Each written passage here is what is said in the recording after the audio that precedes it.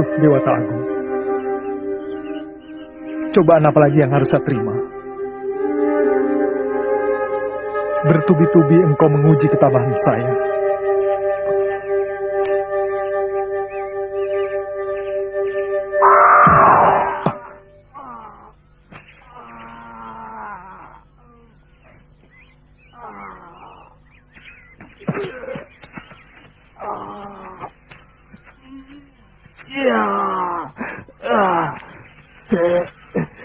Kesatria, apa kalian mencari seorang wanita?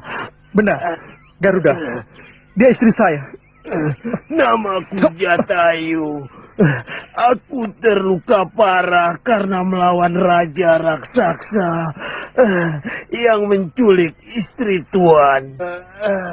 Boleh saya tahu nama Tuan? Saya Ramawijaya, putra Dasarata. Kami dari Ayodhya. Oh, sungguh aku berbahagia bisa bertemu denganmu, Dewa. Saya sahabat ayahmu. Istrimu diculik Rahwana dari negeri Alengka.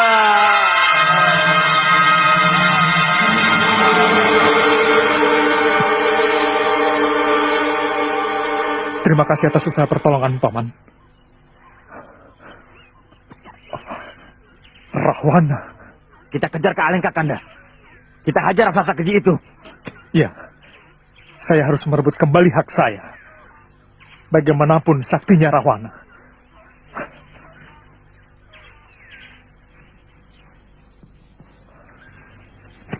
Saksikan, Dewa. Aku bersumpah. Aku akan membunuh Rahwana yang telah menculik istriku. Hiya!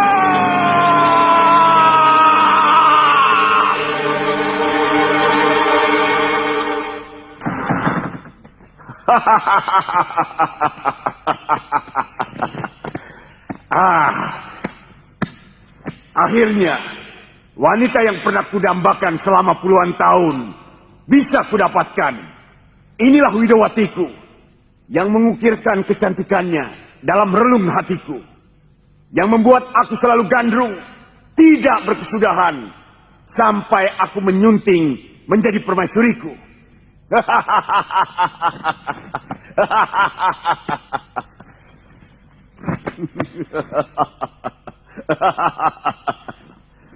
Persiapkan keramaian selama 40 hari 40 malam. Dalam upacara perkawinanku nanti, Wibisana. Baik, Kanda Maharaja. Saya yakin, lebih dari itu pun, Kanda pasti sanggup. Tapi, masalahnya, apakah Dewi itu bersedia menjadi istri Kanda? Ada urusan apa? Dia mau atau tidak mau? Perkawinan.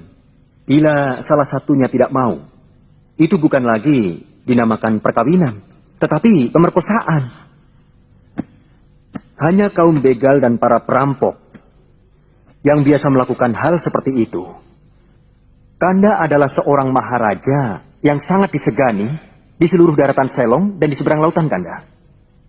Hal itu sangat memalukan. Kamu jangan macam-macam di sana. Bagaimana mungkin dia bersedia kawin denganku? Sementara suaminya sangat tampan.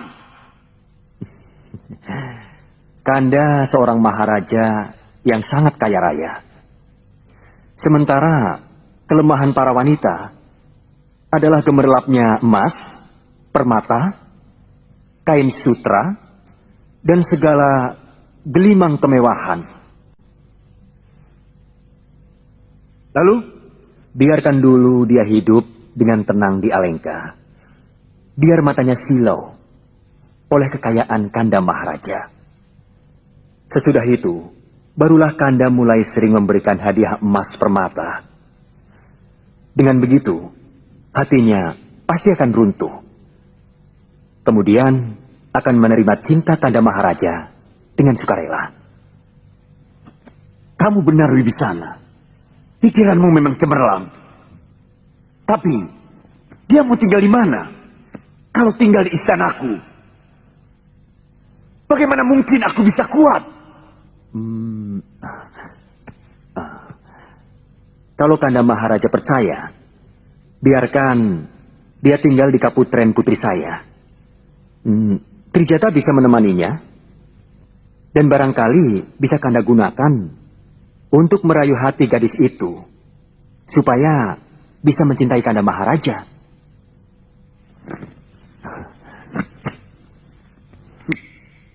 Kamu sungguh cerdas di sana. Suruh Trijata kemari. Dan menemani Widowatiku kalau dia siuman nanti. Aku perlu istirahat. Baik, Kanda.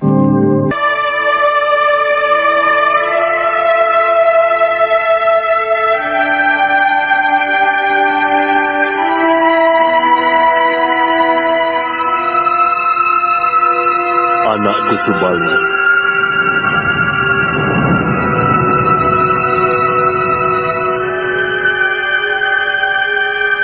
bangunlah. Ini Romo datang.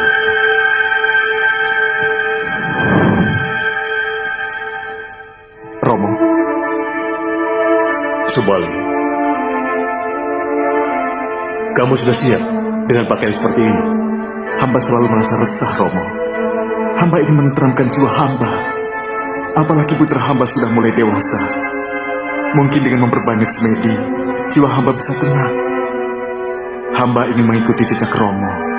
Subali, seorang resi haruslah mempunyai pikiran yang jernih dan hati yang bersih. Jawab pertanyaan Romo dengan jujur. Kenapa kau tega berbuat kejam pada adik kandungmu sendiri? Dia lebih kecil, Romo. Dia yang menginginkan jiwa hamba demi untuk mendapatkan anugerah Dewata. Kamu tidak jujur, anakku. Bukankah sebenarnya kamu juga melihat ada bekas darah di mulut gua?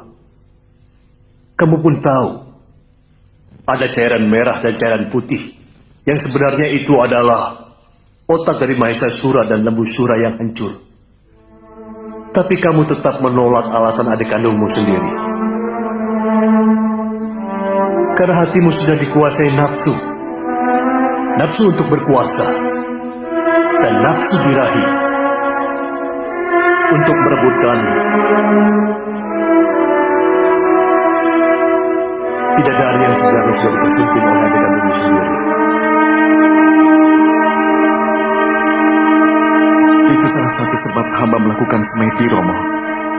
Hamba mengharap ampunan Dewata atas segala kesalahan hamba, Romo. Kenapa kepada Dewata? Bukankah yang kamu sakiti itu adalah adik kandungmu sendiri? Ingat, Subali, kamu telah menghancurkan lahir dan batinnya.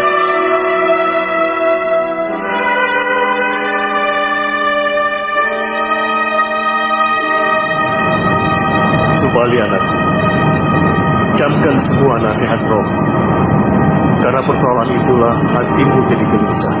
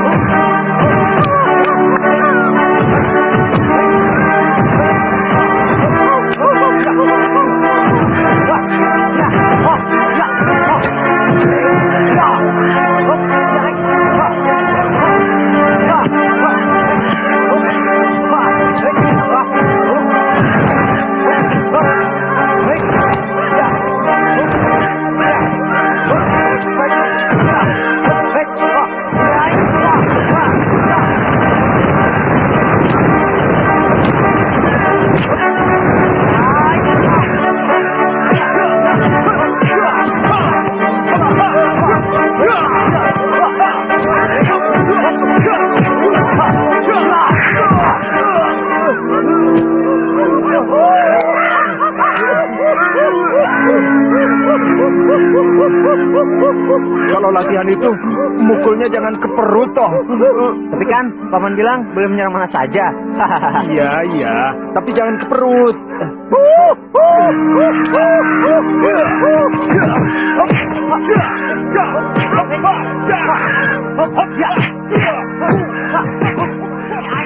Dia akan menjadi seorang pahlawan yang tangguh.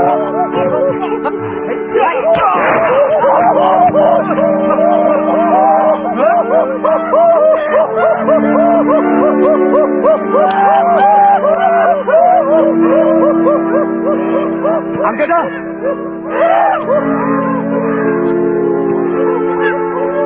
Saya cuma bercanda, Bopo. Kalau latihan jangan sambil bercanda. Nanti ilmu yang masuk dalam ingatanmu akan kacau. Kamu tidak apa-apa, Anila? Oh, tidak apa-apa, Gusti. Perutku memang lagi mules.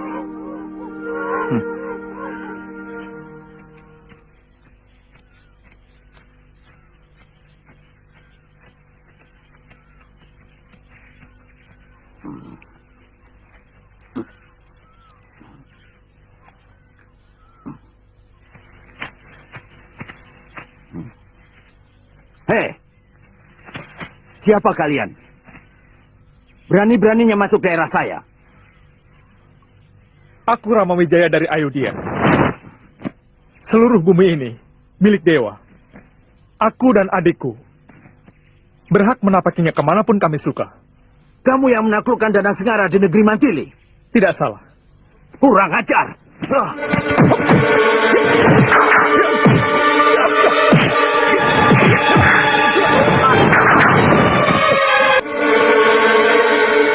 Mohon ampun, Satria. Hamba menyerah. Sebenarnya aku berhak membunuhmu. Karena kamu telah lancang berani menyerangku tanpa sebab. Mohon ampun. Siapa namamu? Hamba Sambarawa, raja dari sekalian lutung yang ada di hutan ini. Kenapa tanpa sebab kamu menyerang kami? Hamba kesal kepada Gusti. Kenapa Gusti tidak langsung membunuh Danang Sengara? Padahal dia burung jahat yang telah memakan ratusan rakyat hamba. Kamu ini aneh. Hei, aku tidak pernah tahu urusanmu dengan Danang Sengara. Dan kukira semua itu bukan urusanku. Hamba hanya kesal kepada Gusti. Kenapa Gusti tidak membunuh Gagak Siluman itu? Atas tindakan tadi, hamba mohon ampun. Dan hamba bersedia menjadi budak. Aku tidak perlu budak Sambarawa. Oh ya, kamu tahu arah ke negeri Alengka? Hamba pernah mendengar negeri itu. Kalau tidak salah, di seberang Laut Selatan, namanya Selong. Rajanya sangat jahat, Tuan. Kalau Tuan ada perseteruan dengan dia, ribuan rakyat hamba siap membantu, Tuan. Terima kasih Sambarawa. Mungkin nanti aku memerlukannya. Nah, sekarang kamu boleh pergi. Mohon pamit, Tuan. Dasar lutung. Bukannya berterima kasih, malah menyerang. Iya, itulah bahasa kaum binatang. Tapi sebenarnya dia baik. Hatinya tulus. Ayo.